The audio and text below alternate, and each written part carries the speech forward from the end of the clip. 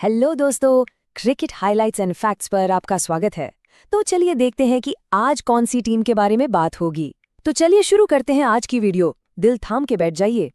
आज हम एक ऐसी क्रिकेट पहेली को सुलझाने की कोशिश करेंगे जो सालों से सच में भारतीय फैंस को परेशान करती आई है। एक ऐसी टीम जो हर बड़े मौके पर भारत के लिए एक दीवार बनकर खड़ी हो जाती है। सोचिए, एक ऐसी टीम जो कागज पर शायद दुनिया की सबसे मजबूत टीम ना दिखे, लेकिन जैसे ही सामने आईसीसी टूर्नामेंट का बड़ा मंच आता है तो यही टीम भारत के लिए सबसे बड़ी, सबसे मुश्किल चुनौती बन जाती है। आखिर ऐसा क्यों है?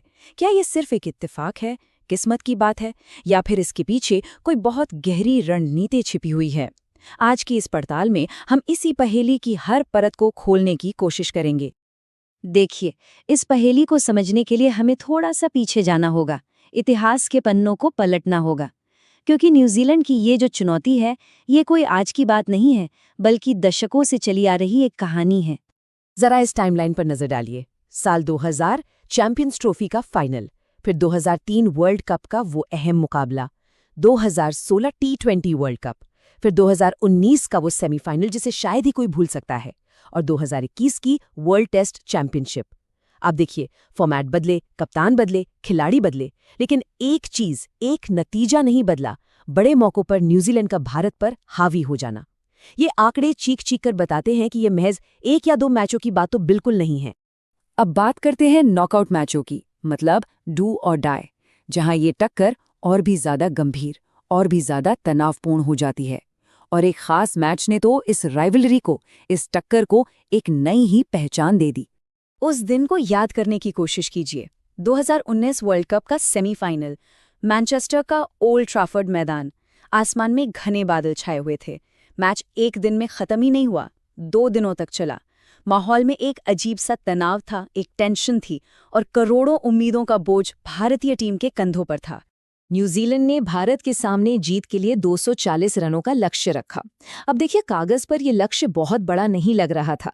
हर किसी को यही उम्मीद थी कि भारत की जो स्टार स्टडेड मजबूत बल्लेबाजी है, वो इसे आसानी से हासिल कर लेगी और फाइनल में अपनी जगह पक्की कर लेगी।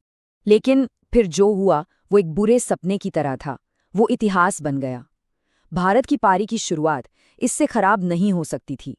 सिर्फ 5 रन के स्कोर पर भारत के 3 सबसे बड़े बल्लेबाज रोहित, राहुल और विराट पवेलियन में थे। पूरा स्टेडियम, पूरी दुनिया सन्न थी। दबाव बढ़ता ही जा रहा था और विकेट एक के बाद एक गिरते जा रहे थे। एक समय तो भारत का स्कोर 6 विकेट पर सिर्फ 92 रन था। फाइनल का सपना आंखों के सामने टूटता हुआ नजर आ रहा था। एक एक रन के लिए संघर्ष करना पड़ रहा था। हाँ, जडेजा और धोनी की उस लड़ाई ने एक उम्मीद जरूर जगाई, लेकिन वो काफी नहीं था। अंत में जीत न्यूजीलैंड की हुई। ये हार सिर्फ एक मैच की हार नहीं थी, ये एक ऐसा जख्म था जिसने उस पहेली को और भी गहरा कर दिया, जिसे हम आज समझने की कोशिश कर रहे हैं। तो सवाल फिर वहीं आ जाता है कि न्यूजीलैंड आखिर ऐसा कर कैसे पाता है। ये कोई जादू नहीं है, कोई किस्मत का खेल नहीं है, बल्कि ये एक सोची समझी, एक परफेक्ट रणनीति है जिसे वो भारत के खिलाफ बार बार और बड़ी कामयाबी के साथ इस्तेमाल करते हैं। जरा इस चार्ट पर एक नजर डालिए। ये जो कहानी बताता है वो अपने आप में हैरान करने वाली है। आईसीसी नॉकआउट में भारत का प्रदर्शन ऑस्ट्रेलिया और पाकिस्तान जैसी बड़ी टीमों के खिलाफ काफी अच्छा रहा है, लेकिन जैसे ही सामने न्यूजीलैंड की टीम आती है, ये जीत का प्रतिशत एकदम से धड़ाम से नीचे गिर जाता है। ये एक आंकड़ा ही अपने आप में एक पूरी कहानी कहता है ना? और ये स्लाइड इस पहेली का एक बहुत बड़ा हिस्सा सुलझा देती है। ये दोनों टीमों की सोच के बुनियादी फर्क को दर्शाती है। जहां भारतीय टीम अक्सर अपने स्टार खिलाड़ियों के इंडिविजुअल परफॉर्मेंस पर निर्भर करती है, एक आक्रामक खेल दिखाती है, वहीं न्यूजीलैंड की ताकत उनकी टीम है, उनकी एकता है, उनका अनुशासन है। वो व्यक्तिगत प्रदर्शन से ज्यादा एक कलेक्टिव प्लान पर भरोसा करते हैं। तो उनका ये फॉर्मूला है क्या? चलिए इसे स्टेप बाय स्टेप समझते हैं। स्टेप 1, बहुत ही डिटेल्ड प्लानिंग, हर भारतीय बल्लेबाज की छोटी से छोटी कमजोरी को टारगेट करना। स्टेप 2, उनकी दबाव बनाने वाली फील्डिंग, जहां हर बचाया गया रन एक विकेट लेने का मौका बना देता है। स्टेप 3, स्विंग और सीम वाली कंडीशंस का शानदार इस्तेमाल करना, जैसा हमने 2019 सेमीफाइनल में देखा था। और स्टेप 4, जो सबसे जरूरी है, सबसे ज्यादा दबाव वाले पलों में भी एकदम शांत रहना। यही है उनका कीवी कोड। तो सबसे अहम बात यह है कि ये सिर्फ मैच जीतने या हारने के बारे में नहीं है। ये क्रिकेट की दो अलग-अलग फिलॉसफी, दो अलग-अलग विचारधाराओं की टक्कर है। न्यूजीलैंड की सफलता का एक बहुत बड़ा राज है उनकी अंडरडॉग मानसिकता। वो बड़े मैचों में बिना किसी उम्मीद के एक बोझ के उतरते हैं।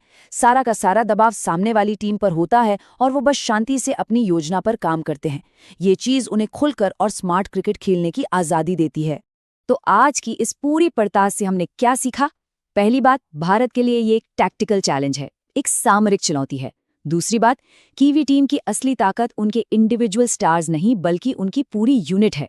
तीसरी, वो बड़े मैचों में छोटे-छोटे लेकिन अहम पलों को जीतने में माहिर हैं। और आखिर में, ये टक्कर असल में दो बिल्कुल अलग क्रिकेटिंग स्टाइल की लड़ाई है, स्टार पावर बनाम टीम वर्क। तो अंत में एक सवाल मैं छोड़कर जा रहा हूं।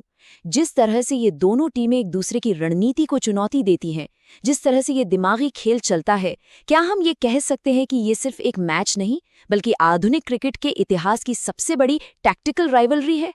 इस पर सोचिएगा जरूर।